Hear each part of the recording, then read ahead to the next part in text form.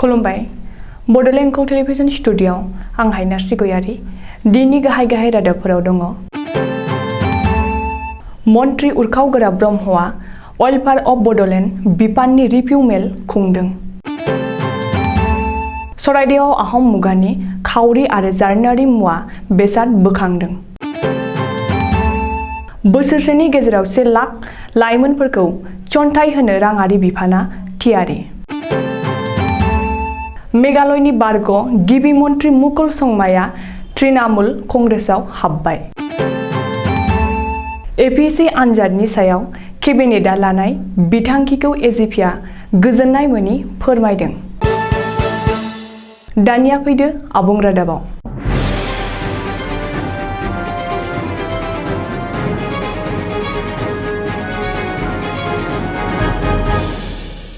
BTR हालाम जौगाखांनायनि थाखाय आसाम सोरखारा गोदानै दाना होनाय वेलफेयार अफ बड'लेण्ड बिफाननि रिभिउ मेल खुंदों। वेलफेयार अफ बड'लेण्ड बिफाननि मन्त्रि उरखावगोरा ब्रह्मआ दिनै क'क्राझार बड'फा नोगोराव थानाय बिटिसि सेक्रेटारियेट मावख'नि कनफारेन्स हलाव बिफानारि मावख'गिरिफोरखौ लानानै मोनसे रिभिउ मेल खुंदों। वेलफेयार अफ बड'लेण्ड बिफाननि बे रिभिउ मेलाव बिटिसिनि गाहाय प्रमद बर'जों लोगोसे बिटिसिनि गोबांसा एमसिएलए आरो सानजा क'क्राझार बियाबनि एमएलए लरेन्स इस्लारिया बाहागो लायो। मख'नो गोनांदि वेलफेयार अफ बड'लेण्ड बिफाननि जौगाखांआरि हाबा-हुखा आरो बिथांखिफोर मावफुंनायफोरखौ बिफानारि मन्त्रि उरखावगोरा ब्रह्मआ दिनै नायबिजिरना सुलाद लादों होननानै बिटिसिनि गाहाय प्रमद बर' आरो बिफानारि मन्त्रि उरखावगोरा ब्रह्मआ गावबा गावनि अफिसियेल फेसबुक पेजआव फोसावदों। चराइदेव जिल्लानि काकतिबारि पुलिस थानानि बेन्दोंआव थानाय माहुमरा सिमेन्ट हाबि गामियाव आहम मुगानि खाउरि एबा मुद्रा आरो माखासे जारिमिनारि मुवा बेसाद बोखांदों। रिपर्ट बादिब्ला सिमेन्ट हाबि गामियाव मोननो हानाय आहम मुगानि गरनै खाउरिया 1672 आरो 1674 मायथाइनि। बेजों लोगोसेनो बे खाउरिफ्रा स्वर्गदेव राजेश्वर सिंह आरो स्वर्गदेव प्रमन्त सिंहनि खुंथाइ समनि गोजाम मुगानि खाउरि होननानै साननानै लानाय जादों। मिथिनो हानाय बादिब्ला सिमेन्ट हाबि गामिनि थागिरि लक्ष्मी गगৈ मुंनि सुबुङा गावनि बारियाव थानाय हाखराव हा जावनाय समाव आहम मुगानि बे गरनै खाउरिखौ मोननो हायो आरो लोगो लोगो बे गरनै जारिमिनारि खाउरिखौ काकतिबारि पुलिस थानायाव गथायो। बबेखानि काकतिबारि पुलिसनि जिम्मायाव थानाय आहम मुगानि खाउरिखौ आर्किअल'जि बिफाना नायबिजिरनो लादों होननानै मिथिनो हादों। मख'नो गोनांदि चराइदेव जिल्लानि माहुमरा ओनसोलाव आरोबाव बेबायदि आहम मुगानि माखासे खाउरि आरो जारिमिनारि मुवा बेसादफोरखौ हा जावनायाव मोनबावनो हागौ होननानै गोबाङानो आसाबादि। बिधान सभा बिसायख'थिनि सिगां रायजो राजाफोरनो खोथा होनाय बादियै बोसोरसेनि गेजेराव 1 लाख लाइमोनफोरा थिसनथाइ मोनगोन। बेनि थाखाय आसाम सोरखारनि राङारि बिफाना थियारि।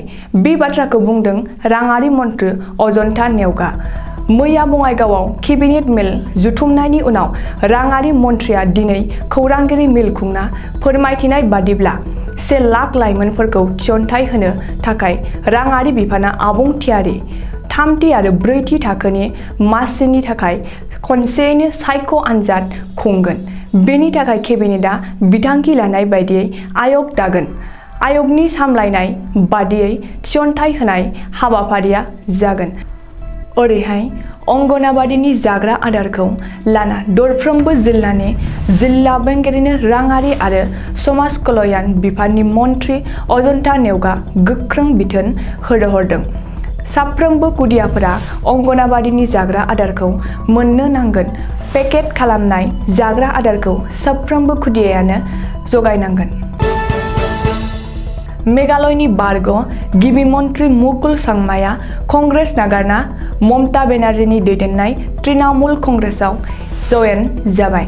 मेघालय कंग्रेसनि आफादगिरि मासिखौ लाना एना एनि सोमजिनायनि उनावनो मुकुल संमाया कंग्रेसखौ नागारना टिएमसिआव जयेन खालामदों। मेघालयनि हेंथा दोलो कंग्रेसआव गेदेरथार खहा खालामना दोलोनि गागि दैदेनगिरि आरो बारग' गिबि मन्थ्रि मुकुल सांमाया सा 12 मददगिरि आरो दैदेनगिरिफोरजों लोगोसे तृणमूल कंग्रेसआव हाबदों।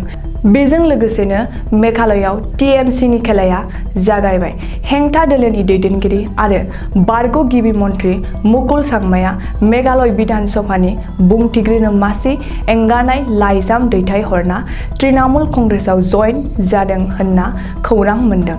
रिपर्ट बादिब्ला कंग्रेसनि हाइकमान्डआबो मुकुल सांमाखौ दोलोआव लाखिनो नाजाथाबदोंमोन, नाथाय जोबनायाव फेलें जायो। बबेखानि टीएमसीआ सिगांनिफ्रायनो मुकुल सांमाखौ टारगेट खालामना लादोंमोन।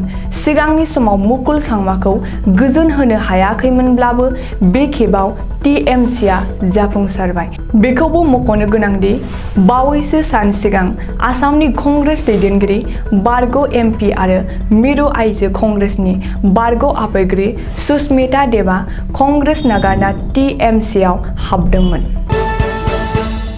डक्टर हिमन्त बिश्व शर्मा दैदेननाय आसाम सोरखारनि केबिनेटआ आसाम पाब्लिक सार्भिस कमिसन सुंद'यै एपीएससीनि आनजादनि सायाव लानाय बिथांखिखौ गोजोननाय मोनि फोरमायदों। असम जतीय परिषदआ एजीपीनि आफादगिरि लुरिनजयती गगैनि दैदेननाया दिनैनि मोनसे खौरांगिरि मेल खुंना रायजो सोरखारा एपीएससीनि आनजादनि सायाव लानाय बिथांखिखौ गोजोननाय मोनि फोरमायदों। मख'नो गोनांदि एपीएससी आनजादनि सोलिबाय थानाय रावनि आयदाखौ बोखारनो थांखि लादों। बङाइगावआव मैया खुंनाय आसाम सोरखारारि केबिनेट मेलाव खौरांगिरि मेलाव लुरिनजयती गगैआ बुंदों दि एपीएससीनि आनजादाव रावनि आयदानि सायाव केबिनेटआ लानाय बिथांखिखौ गनायना लानो हाया। सोरखारा असमिया रावखौ फोजोबस्रांनो नाजादों। असमिया रावखौ बेसेन गैयै खालामना गावखौनो फोजोबस्रांनाय बिथांखि लादों। सोरखारा बे बिथांखिखौ बोखांना लाफिननांगौ होननानै लुरिनजयती गगैआ दाबि खालामदों। दिनैनि रादाबा एसेनोसै। गोजोन्थों।